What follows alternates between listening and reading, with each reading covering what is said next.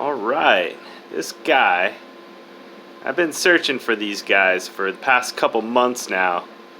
And then I went online and found out how to find them. Well, today I took a trip out to the river to collect samples of moss, lichen, dry riverbed samples, stagnant pond water. You know, things that you would find, I guess, these guys in. Well, I found him in a sample of moss.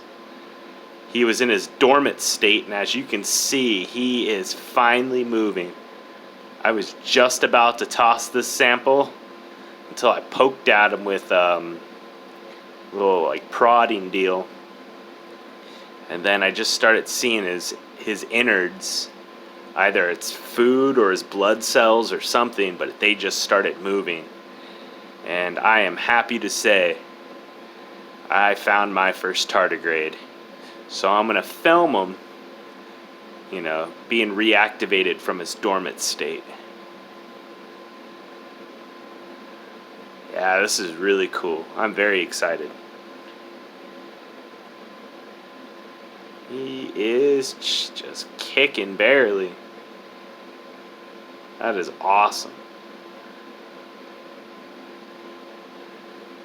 So I also have plenty of other samples I need to go over as well. So I found out that using these, I don't know what they're called, but painters use them to put their paint in. I found out that these work pretty well at holding samples. You know, you could close them. I have dry samples. I put water in them to, you know, reactivate whatever was in the dry samples.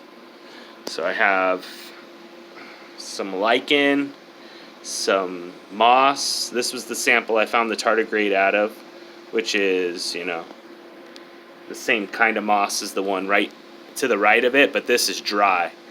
I have nematodes and a red mite in there that I'm probably going to put under the slide.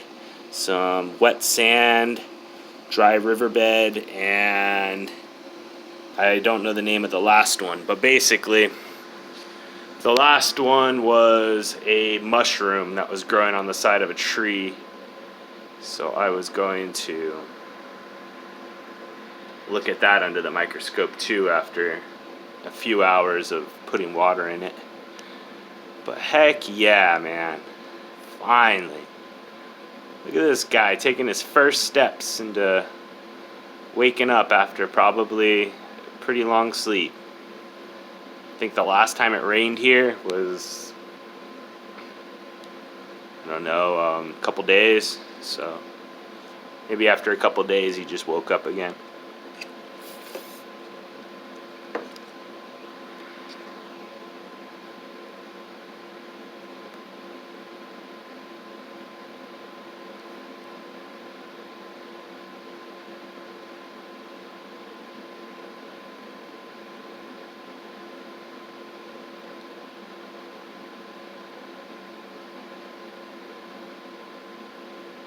Yeah, I mean, I really don't know much about these guys except for that they're pretty indestructible. They say that they've survived, you know, the vacuum of space, the high pressure of the bottom of the ocean. They tend to love to live on moss and lichen. I don't know the specific breed or genre to classify this guy to.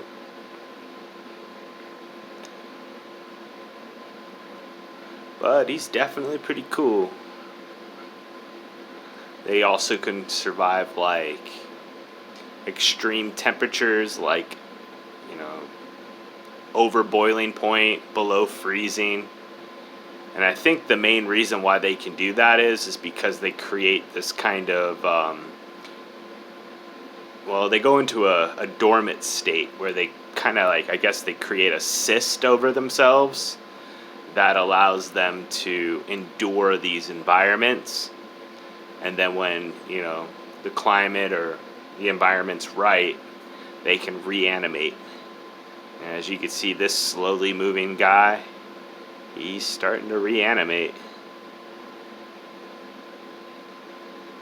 Pretty resilient little guys, but I am very happy I found this guy. Just add him to my collection of different species that I find through this hobby.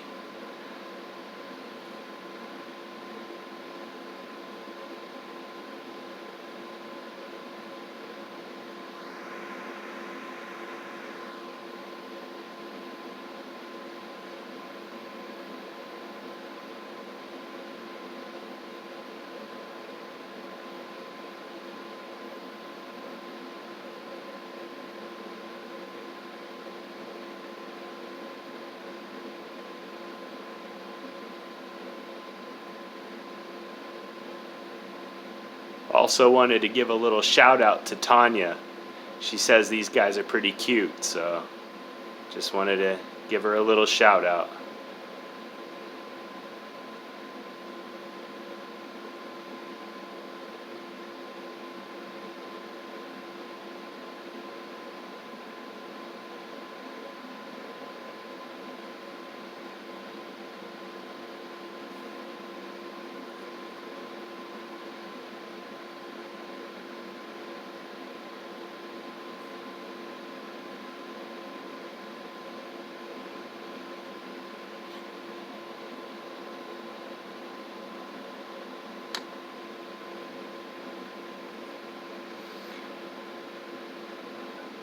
Yeah, I'm gonna wait until I get some concave slides.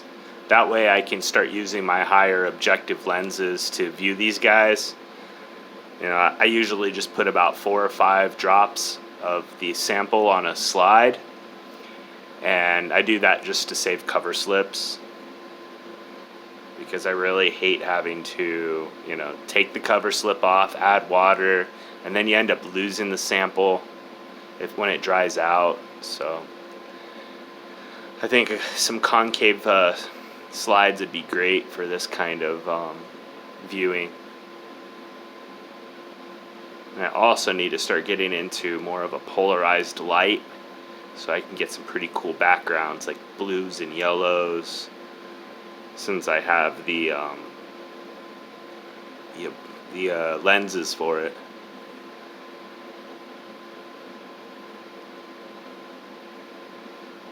It's pretty cool though, even though he's a little slow, which is okay. I think it's pretty cool that I finally caught one.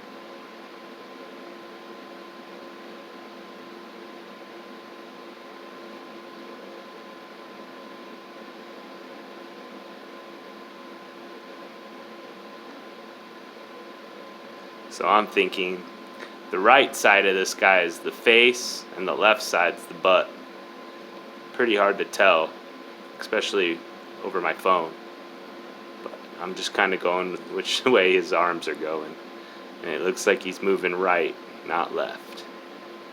So I guess this guy needs more things to grip on, because he's just kind of floating and he's suspended right there. Suspended animation.